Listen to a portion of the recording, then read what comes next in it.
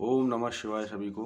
देखिए, शिव पुराण में आज हम पाठ करेंगे श्री भगेश्वर संहिता के अध्याय 6 का पृष्ठ संख्या 45 पे, क्योंकि हम इससे पहले के जो अध्याय हैं उनका अध्ययन पिछली वीडियो में कर चुके हैं और आज के वीडियो में हम अध्याय 6 का अध्ययन करेंगे। तो ये 45 नंबर पृष्ठ संख्या पे है, तो 45 नंबर पृष्ठ संख्या पे चलते हैं।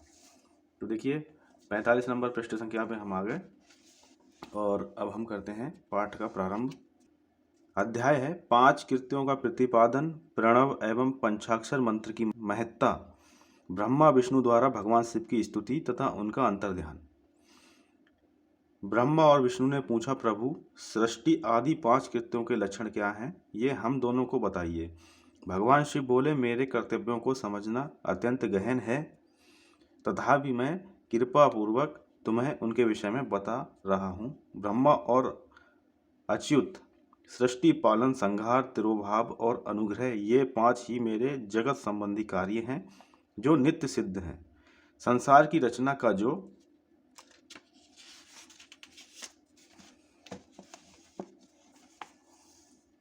आरंभ है उसी को सर्ग या सृष्टि कहते हैं। मुझसे पलित होकर सृष्टि का सुस्थिर रूप से रहना ही उसकी स्थिति है, उसका विनाश ही संहार है। प्राणों के उत्क्रमण को तिरोभाव कहते हैं। इन सब से छुटकारा मिल जाना ही मेरा अनुग्रह है। इस प्रकार मेरे 5 कृत्य हैं। सृष्टि आदि जो 4 कृत्य हैं वे संसार का विस्तार करने वाले हैं।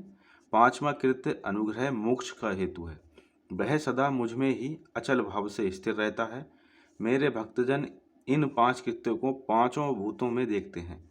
सृष्टि भूतल में, स्थिति जल में, संहार अग्नि में, तिरोभाव वायु में और अनुग्रह आकाश में स्थित है। पृथ्वी से सबकी सृष्टि होती है, जल से सबकी वृद्धि एवं जीवन रक्षा होती है, आग सबको जला देती है, वायु सबको एक स्थान से दूसरे स्थान को ले जाती है और आकाश सबको अनुग्रहित करता है। विद्वान पुरुषों को ये विषय इसी रूप में जानना चाहिए। इन 5 कृत्यों का भार वहन करने के लिए ही मेरे 5 मुख हैं।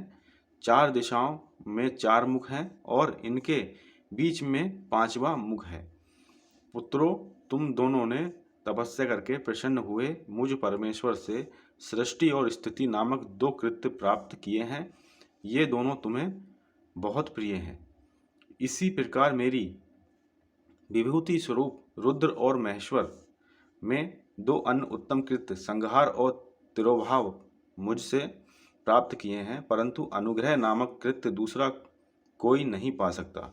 रुद्र और महेश्वर अपने कर्म को भूले नहीं हैं, इसलिए मैंने उनके लिए अपनी समानता प्रदान की है। वे रूप, वेश, कृत्य, वाहन, आसन और आयुध आदि में मेरे समान ही हैं।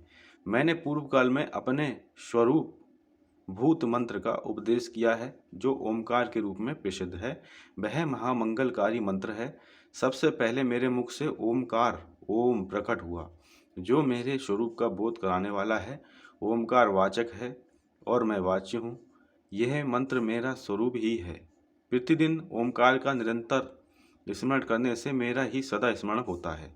मेरे उत्तरवर्ती मुख से आकाश का, पश्चिम मुख से उकार का, दक्षिण मुख से मकार का, पूर्ववर्ती मुख से बिंदु का तथा मध्यवर्ती मुख से नाद का प्रकट हुआ। इस प्रकार 5 अवयवों से युक्त ओमकार का विस्तार हुआ है। इन सभी अवयवों से एकीभूत होकर वह प्रणव ओम नामक एक अक्षर हो गया। यह नाम रूपात्मक सारा जगत तथा वेद उत्पन्न स्त्री पुरुष वर्ग रूप दोनों कुल इस प्रणव मंत्र से व्याप्त हैं। यह मंत्र शिव और शक्ति दोनों का बोधक है। इसी से पंचाक्षर मंत्र की उत्पत्ति हुई है, जो मेरे सकल रूप का बोधक है। वह अकारादि क्रम से और मकरादि क्रम से क्रमशः प्रकाश में आया है। ओम नमः शिवाय ये पंचाक्षर मंत्र है। इस पंचाक्षर मंत्र से मात्र का वर्ण प्रकट हुए हैं, जो 5 वेद वाले हैं। उसी से शिरो मंत्र सहित त्रिपदा गायत्री का प्रकट्य हुआ है। उस गायत्री से संपूर्ण वेद प्रकट हुए हैं और उन वेदों से करोड़ों मंत्र निकले हैं। उन मंत्रों से भिन्न भिन्न कार्यों की सिद्धि होती है। परंतु इस प्रणव एवं पंचाक्षर से संपूर्ण मनोरथों की सिद्धि होती है। इस मंत्र समुदाय से भोग और मोक्ष दोनों सिद्ध होते हैं। मेरे सकल स्वरूप से संबंध रखने वाले सभी मंत्रराज साक्षात भोग प्रदान करने वाले और शुभ कारक मोक्षप्रद हैं।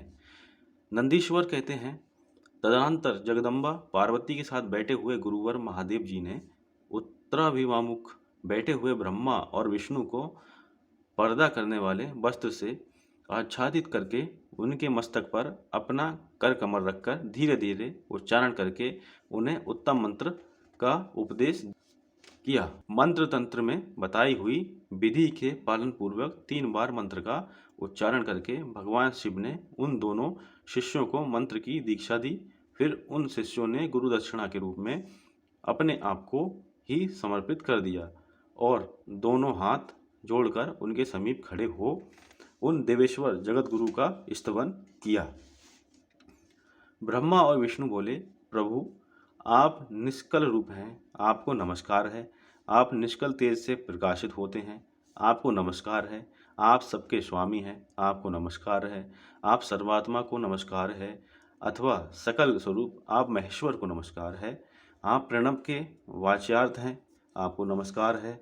आप प्रणव लिंग वाले हैं, आपको नमस्कार है। सृष्टि पालन संहार तिरुभाव और अनुग्रह करने वाले, आपको नमस्कार है।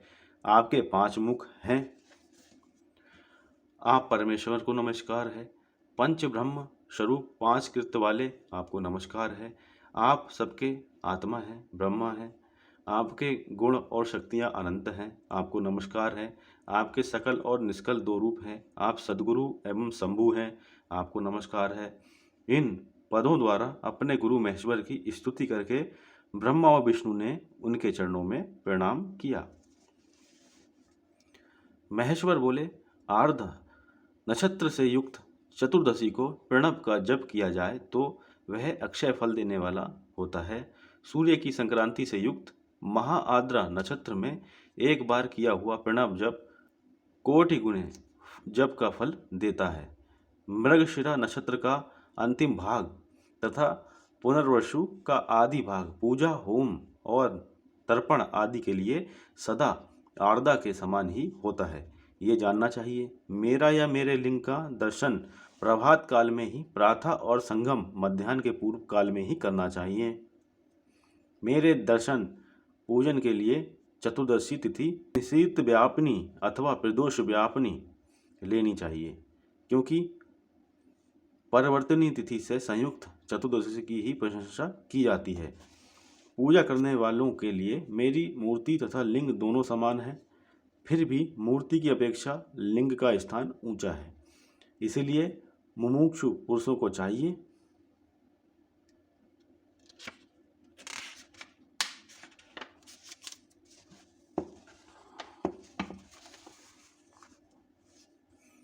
कि वे वेर मूर्ति से भी श्रेष्ठ समझकर लिंग का ही पूजन करें। लिंग का ओमकार मंत्र से और वेर का पंचाक्षर मंत्र से पूजन करना चाहिए। शिवलिंग की स्वयं ही स्थापना करके अथवा दूसरों से भी स्थापना करवाकर उत्तम द्रव्यमय उपचारों से पूजा करनी चाहिए। इससे मेरा पद सुलभ हो जाता है। इस प्रकार उन दोनों शिष्यों को उपदेश देकर भगवान शिव वहीं अंतर्ध्यान हो गए। अगले वीडियो में अध्ययन करेंगे शिवलिंग की स्थापना, उसके लक्षण और पूजन की विधि का वर्णन तथा शिव पद की प्राप्ति कराने वाले सत्कर्मों का विवेचन। तो ये जो है यहाँ हम अपना फीता इसको लगा देते हैं, जिससे जो है एक पहचान रहती है। तो मित्रों एक बार प्रेम से बोलो ओम नमः शिवाय, ओम नमः शिवाय, ओम नमः शिवाय। हमने आज के वीडियो में जाना कि ओमकार शब्द की उत्पत्ति कैसे हुई, भगवान के 5 मुखों की महिमा के बारे में इस अध्याय में हमने जाना।